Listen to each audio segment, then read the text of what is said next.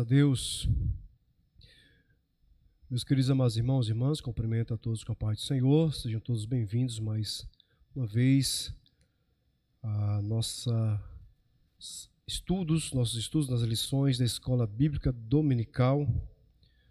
Hoje nós chegamos à lição de número 12, que tem por data 18 de dezembro de 2022.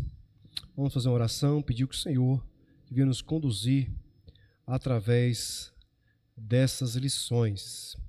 Senhor Deus e Pai, em nome de Jesus nós queremos te louvar, te adorar, meu Deus, por mais uma vez ter oportunidade de estudar a Tua Palavra. Nos conduza, meu Pai, nesse estudo para a glória do Teu nome. Nós oramos assim no nome de Jesus. Amém. Amém. Graças a Deus. Hoje estaremos estudando a lição número 12, penúltima lição desse último trimestre de 2022, com o título Imersos no Espírito nos últimos dias. Imersos no Espírito nos últimos dias. Essa palavra imersos é aquele que se aprofunda em águas, onde cobre todo o seu corpo, imergir no Espírito. Significa estar completamente envolvidos, dependente do Espírito Santo. Paulo, quando ele escreve aos Efésios, no capítulo número 5, versículo 18, ele vai dizer: não vos embriagueis com vinho que a contenda, mas enchei-vos do Espírito Santo. Então, imerso no Espírito nos últimos dias. Nós vivemos os últimos dias aqui na terra. A igreja do Senhor está vivendo os últimos dias. Logo, logo a igreja será arrebatada para a glória do Senhor. O textuário diz: quem crê em mim, como diz a Escritura, rio de águas vivas correrão no seu ventre. Evangelho de João, capítulo 7, versículo 38. A verdade prática diz: o rio da vida, que representa o fluir do Espírito Santo, passa no meio do povo de Deus. A nossa leitura bíblica em classe se encontra no livro do profeta Ezequiel, capítulo de número 1, até o versículo número 12. Ezequiel 47, versículo 1 ao versículo 12, leamos a palavra do Senhor.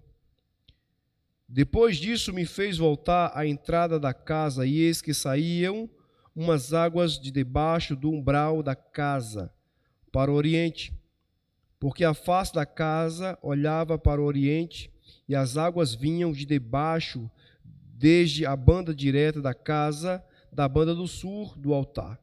E ele me tirou pelo caminho da porta do norte, me fez dar uma volta pelo caminho de fora, até a porta exterior, pelo caminho que olha para o oriente.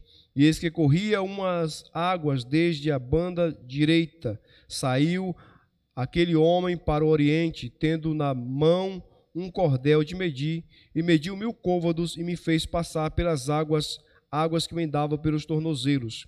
Mediu mais 1000 e me fez passar pelas águas que me davam pelos joelhos. E mediu mais 1000 e me fez passar pelas águas que me davam pelos lombos. E mediu mais 1000 e era um ribeiro que eu não podia atravessar, porque as águas eram profundas, águas que se deviam passar a nado, ribeiro pela qual não se podia passar. E me disse: viste, filho do homem? Então me levou e me tornou a trazer à margem do ribeiro.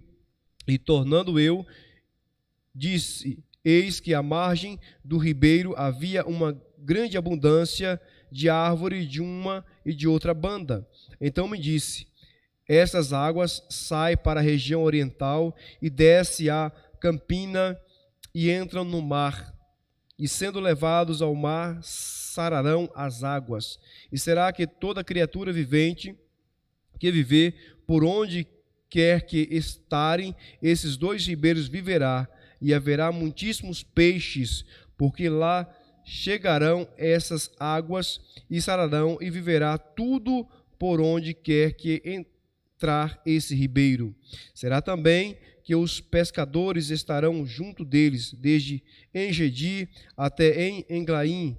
Haverá lugar para estender as redes.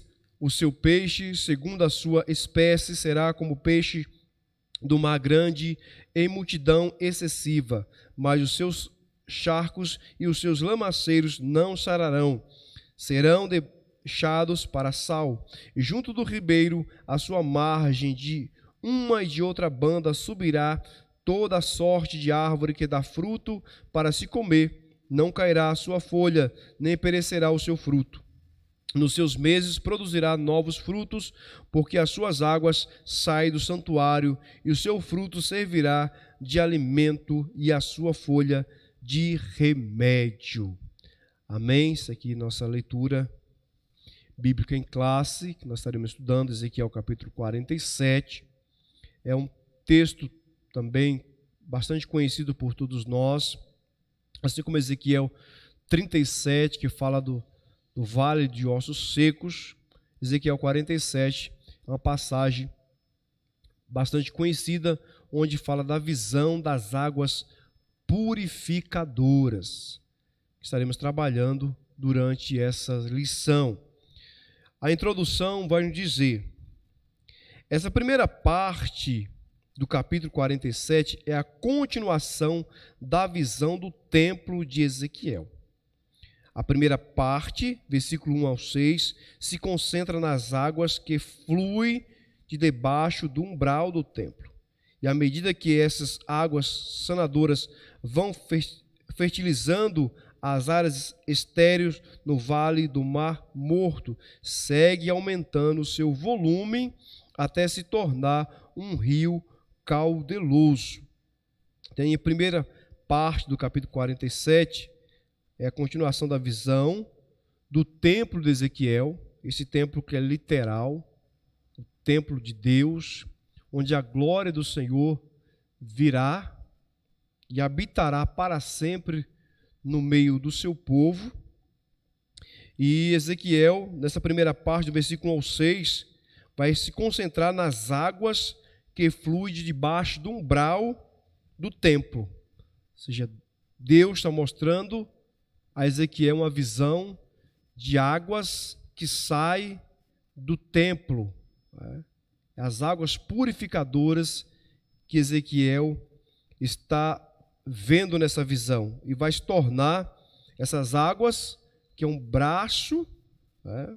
Ela vai formar um rio, um grande rio caudaloso, né? E a segunda parte, dos versículos 7 a 12, descreve o efeito milagroso dessas águas, trazendo vida ao Mar Morto e a toda a região do Arabá. Então, forma um rio, essas águas saem do templo, ela vai desaguar no Mar Morto e traz um efeito milagroso, né? Vai sarar as águas do Mar Morto, e por onde essas águas passarem, vai trazer vida. Árvores crescerão dos dois lados do rio, né, do Mar Morto, né? A presente lição foca o aspecto escatológico da visão, mostra a implicação pneumatológica da profecia e o contexto geológico do vale do Mar Morto. Pneumatológico ou pneumatologia significa doutrina do Espírito Santo. Então Ezequiel está vendo um rio, água saindo do templo, e que vai formar um rio caudaloso, e essas águas sara o Mar Morto, traz vida à região ali. Essas águas é o símbolo do Espírito Santo de Deus. Glória a Deus. Tópico número 1 fala sobre o aspecto escatológico. O que é escatologia? Escatologia é doutrina das últimas coisas. Então, sobre o aspecto escatológico. As visões de Ezequiel, ele teve visões que já se cumpriram, né, como a visão da restauração nacional de Israel. Israel hoje é uma nação reconhecida entre as maiorias das nações, né? Então, essa restauração que Ezequiel profetizou já se cumpriu, restauração nacional, e por fim ele fala da restauração espiritual, que é escatológica, que é futura. Então, o primeiro ponto aí, fala a nascente do rio, que está no versículo 1 de Ezequiel 47. Vimos na primeira lição do trimestre que o livro de Ezequiel antecipa o aspecto apocalíptico nas Escrituras Sagradas. A visão nessa passagem é futurista, ou seja, futuro, né? E é futurista e literal, e as evidências, tanto internas quanto externas, dão sustentação para uma interpretação escatológica e literal. O umbral da casa é uma referência do templo da visão do profeta. Os detalhes desse complexo, como dimensões de áreas, dependências, medidas, sugerem um templo literal. Então, o templo que Ezequiel está vendo, onde Deus mostra para ele o complexo, os detalhes, as dimensões da área, né, são literais, né?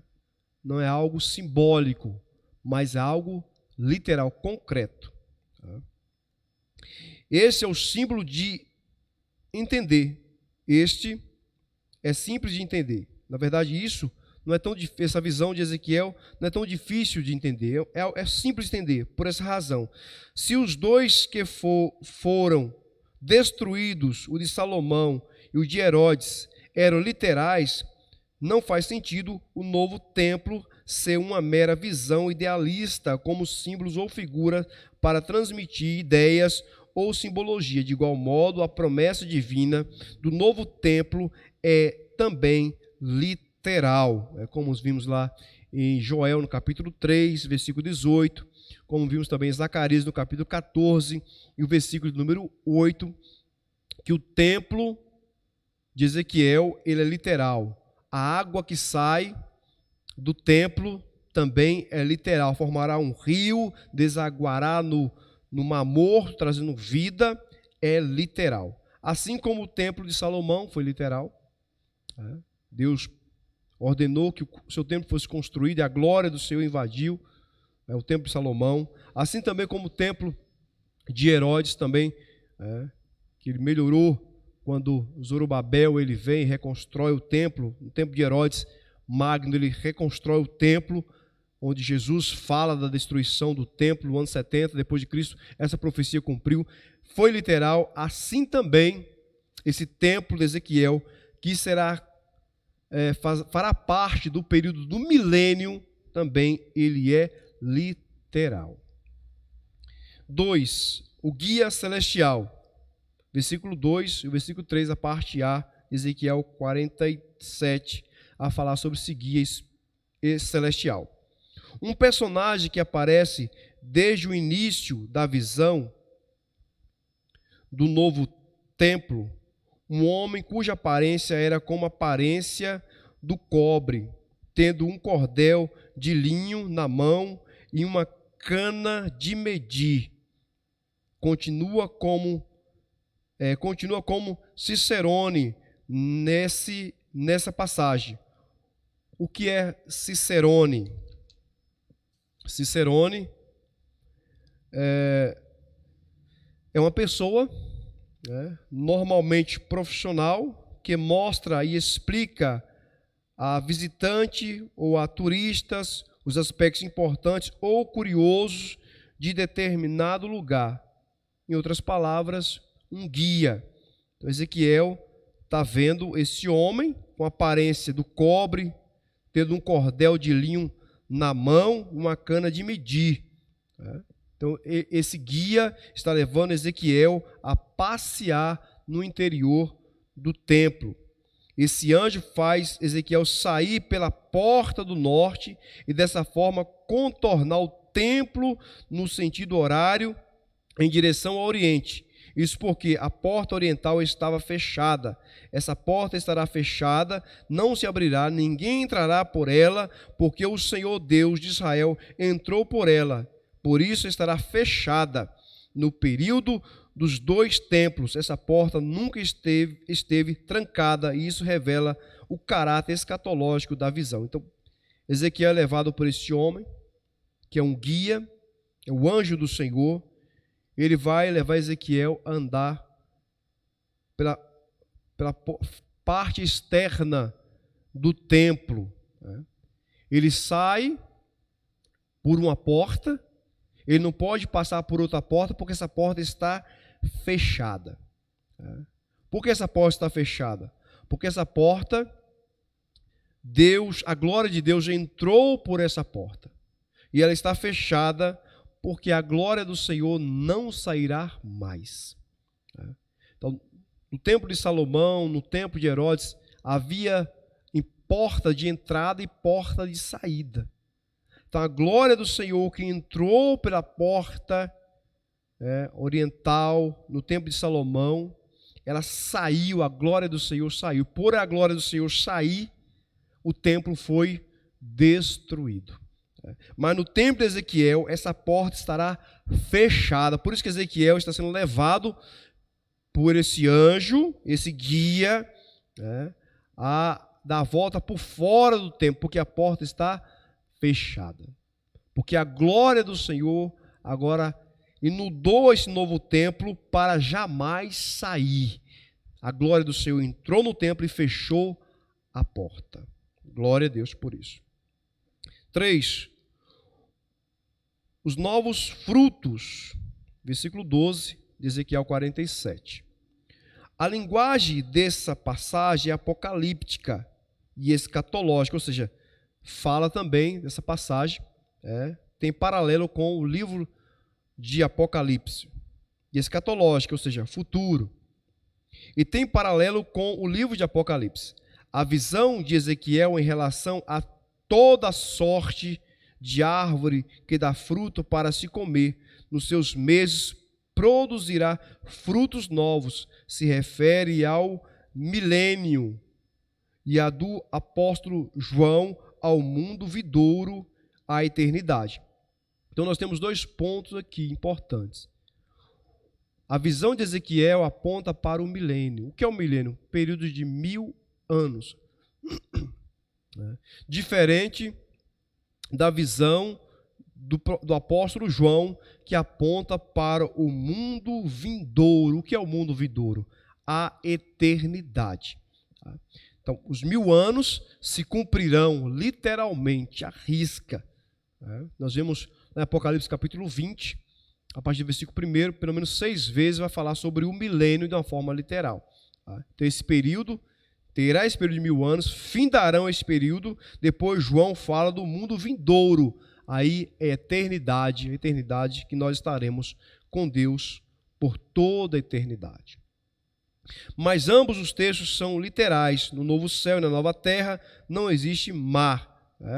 Então, Ezequiel fala de um rio, de uma água que sai do templo e forma um rio caudaloso, que vai desaguar no Mar Morto, trazendo vida. Então, já no novo céu, na nova terra, não existe mar. O milênio é distinto do mundo vindouro. Vê a declaração de fé das Assembleias de Deus no Brasil. Amém? Glória a Deus por isso.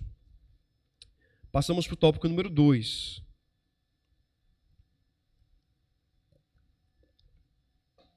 Sobre a implicação pneumatológica. Ou seja, pneumatologia é a doutrina ou estudo do Espírito Santo. Primeiro, as águas. Versículo 3 ao versículo 3 de Ezequiel 47. O ser celestial fez Ezequiel passar pelas águas, que é o caminho do primeiro trecho de 1000 côvados, ou 500 metros. Então percebe-se aqui que o homem, que é o ser celestial, o anjo de Deus, está com Ezequiel e conduzindo ele no primeiro trecho medindo 1000 côvados, ou seja, 1000 côvados significa 500 metros. Eles me davam pelos tornozelos. Então, a primeira metragem de 500 metros, Ezequiel está andando pelas águas, e essas águas, na primeira metragem, vai chegar até a altura dos tornozelos de Ezequiel. 500 metros mais adiante, as águas chegam aos joelhos. Ele mede mais 1000 côvados, ou seja, mais 500 metros, e agora essas águas sobem do tornozelo e chegam até a altura dos joelhos. Lembra que essa água está saindo do templo de Deus e formando um grande rio. E depois de mais 500 metros, elas já estão nos lombos. Então sai do tornozelo, está na altura dos joelhos e agora já estão acima da cintura. 500 metros mais além, essas águas já haviam se tornado um ribeiro e o profeta agora tinha que nadar. Então saiu da altura dos tornozelos, dos joelhos, dos lombos, agora Ezequiel já está submerso. As águas não dão mais pé. Agora Ezequiel tem que nadar. Ele atravessou o ribeiro nadando, mas depois do ser celestial, trouxe o profeta de volta para a margem do ribeiro. Qual o propósito disso? Qual o propósito dessa visão que Deus está mostrando para Ezequiel? As águas que estava dando nos seus tornozelos, depois pelos joelhos, depois pelos lombos, depois que não dá mais pé e ele tem que nadar. Qual que é o propósito disso? Era necessário que Ezequiel visse a extensão e a profundidade do ribeiro para reconhecer a fonte de todos esses milagres. Essa experiência da imersão do profeta nas águas tem implicações teológicas profundas. Ezequiel agora está na dependência total, completamente envolvido pelo Espírito Santo. As águas que estavam nos tornozelos, eles poderiam seguir o seu próprio caminho, nos joelhos, nos lombos também. Mas quando essas águas não dão mais pé, e a água aqui significa o Espírito Santo de Deus. A água significa também a palavra de Deus. Quando Ezequiel já não consegue, ele já está nas águas profundas que não consegue mais dar pé, ele precisa nadar. Agora ele não tem mais domínio, ele é conduzido pelo Espírito Santo.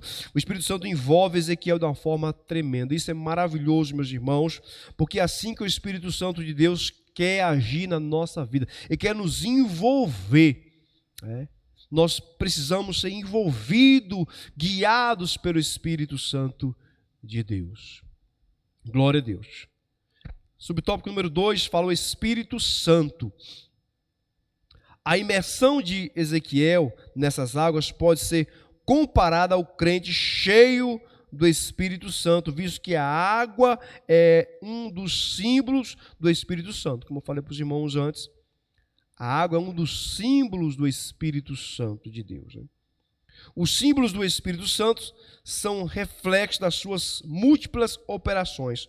O próprio Jesus se referiu a Espírito ao falar sobre o Espírito Santo no discurso de João, no capítulo 7, versículo 37 ao versículo 39, que Jesus fala a respeito do Espírito Santo. O Espírito Santo é ilustrado como água, pois assim como a água é indispensável à vida física de qualquer ser vivo, da mesma maneira o Espírito é indispensável à vida do crente. Ezequiel está vendo a água que é o símbolo do Espírito Santo, mostrando que sem a água, onde não tem água, não tem vida. Ninguém consegue sobreviver sem água. Assim também somos nós na dependência do Espírito Santo.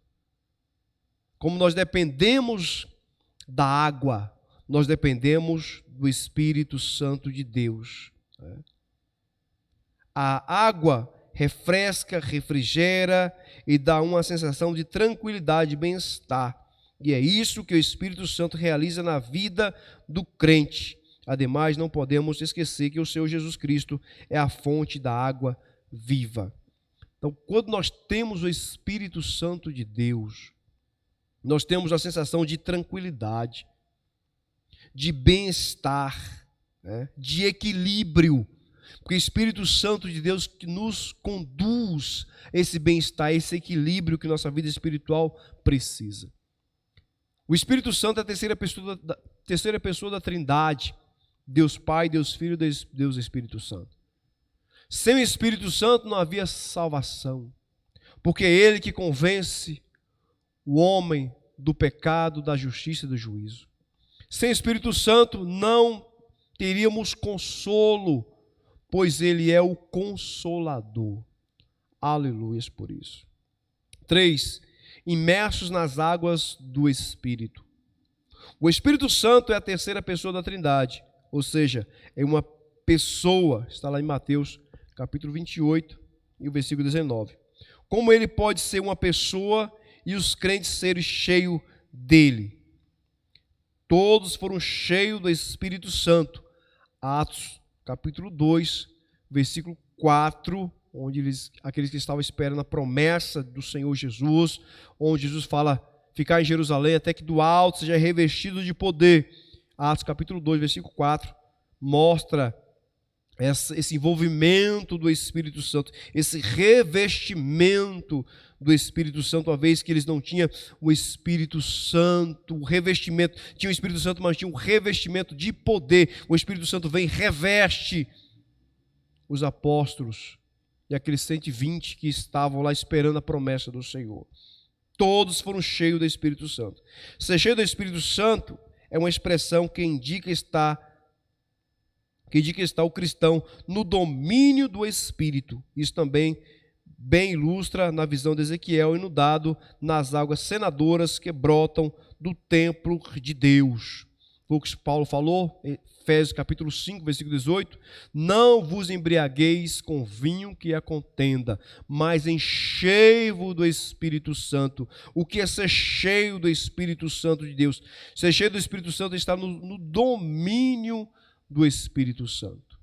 Ser dominado, ser guiado, ser levado, ser orientado pelo Espírito Santo de Deus.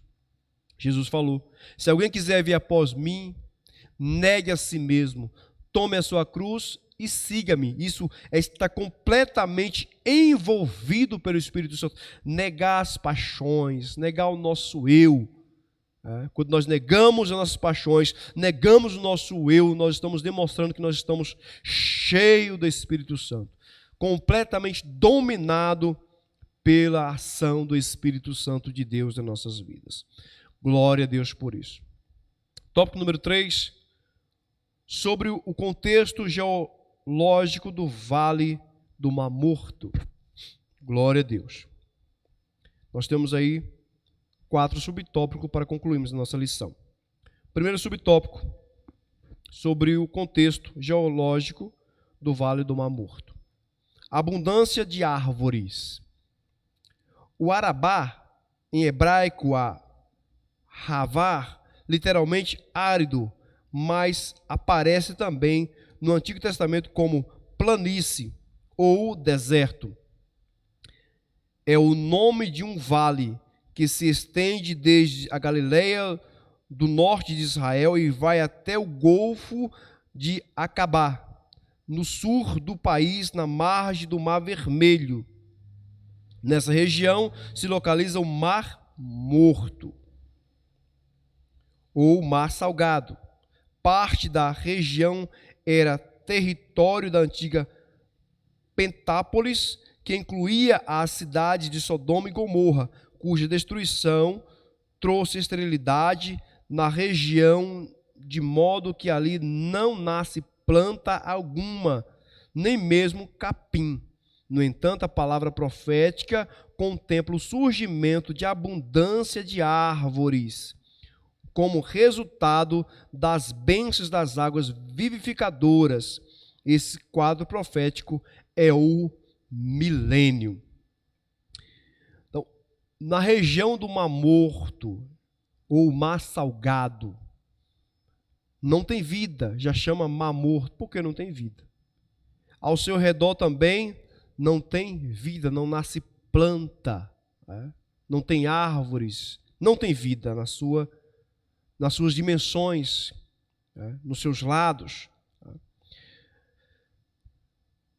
Como resultado das bênçãos das águas, as águas vivificadoras que Ezequiel está vendo saindo do templo, que vai desaguar no Mar Morto, onde não tem vida, vai gerar vida novamente.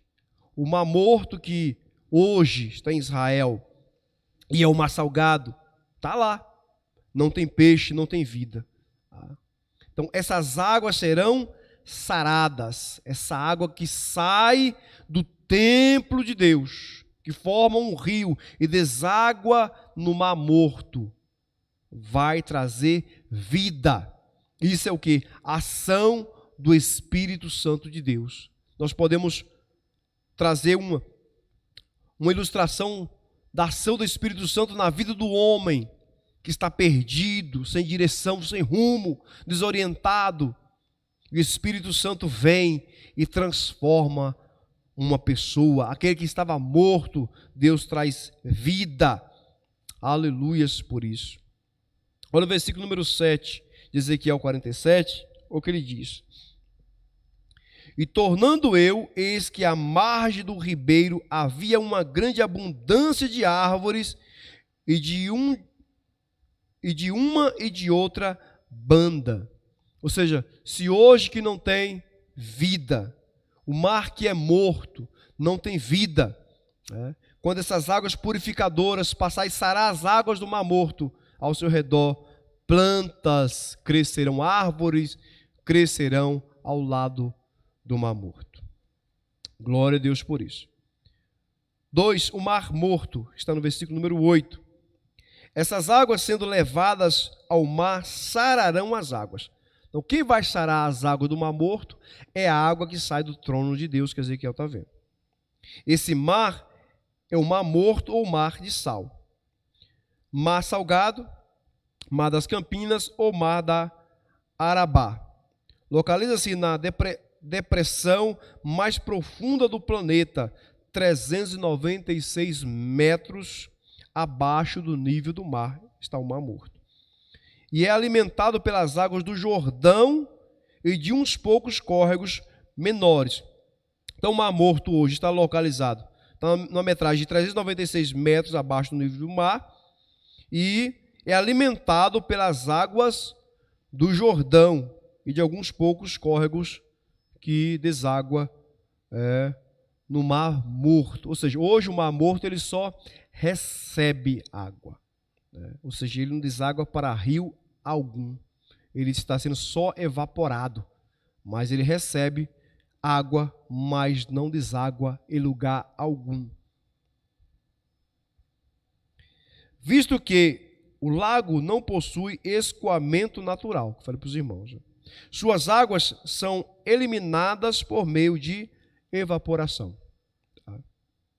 Essas águas possuem uma salinidade incomum que vem desses riachos, fluindo através de solos salitrosos alimentados por fontes sulfurosas. Não há vida nessas águas, que contêm mais de 30% de sais minerais, ao passo que a medida dos oceanos é de 3%, é uma fonte de riquezas minerais.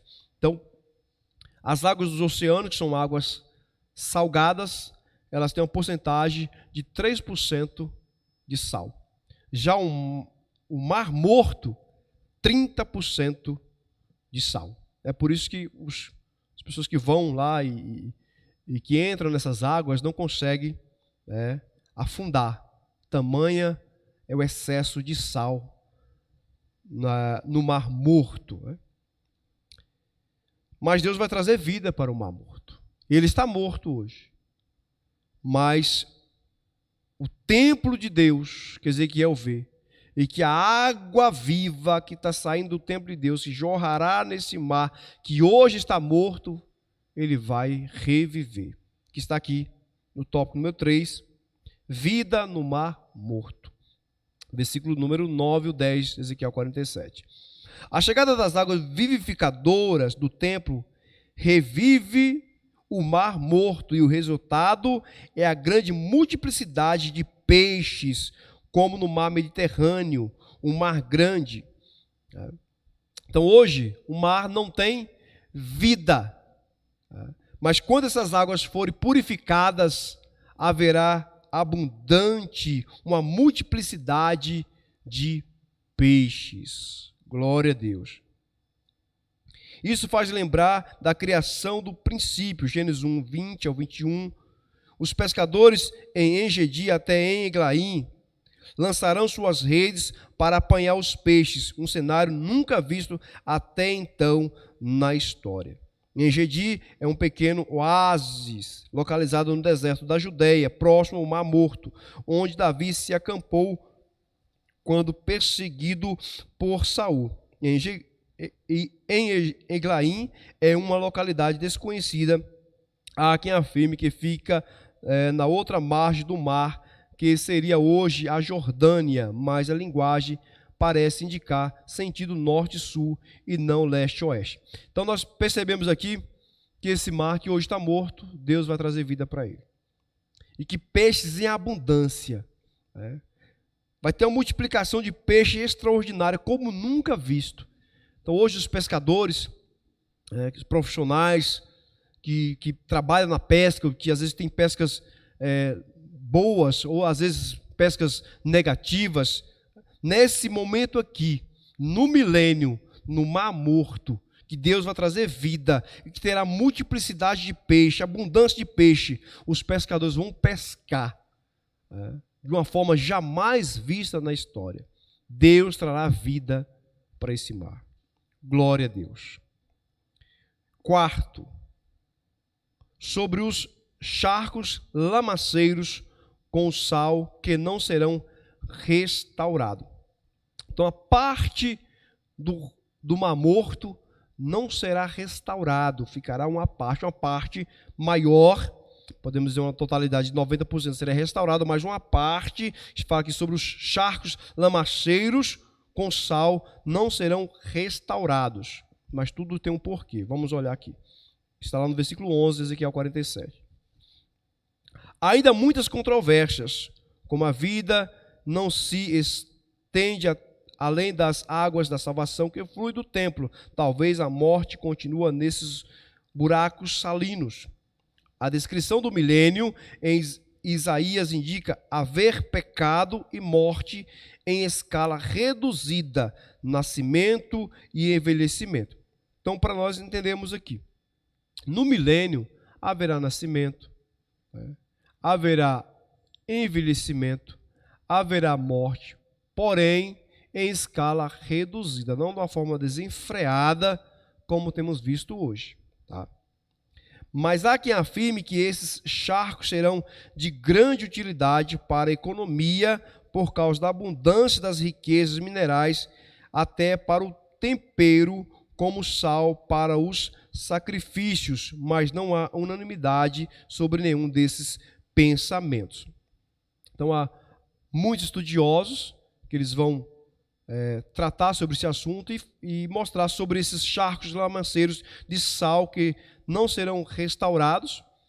O templo haverá sacrifícios, isso é literal, Ezequiel mostra, porém, não para remissão de pecados, como no templo de Salomão, mas como um símbolo do sacrifício de Cristo.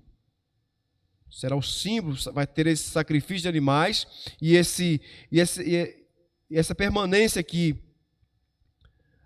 dos lamaceiros com sal, que não serão restaurados, que serão preservados uma parte do Mar Morto, exatamente para tempero, para o sal, para os sacrifícios que será feito lá no templo. Ok, meus queridos? Mas esse sacrifício não é para a remissão de pecados, uma vez que Cristo estará reinando no milênio. O próprio Cristo reinará com o milênio. Com a igreja do Senhor também reinará no milênio. A ceia do Senhor também será um símbolo no milênio também. Nós estaremos ceando o próprio Cristo, nos permitirá cear. É também um símbolo do seu sacrifício na cruz do Calvário. Amém? Por isso essa permanência de esses lamaceiros com sal que não serão restaurados. Uma parte será conservada, uma parte purificada e outra conservada.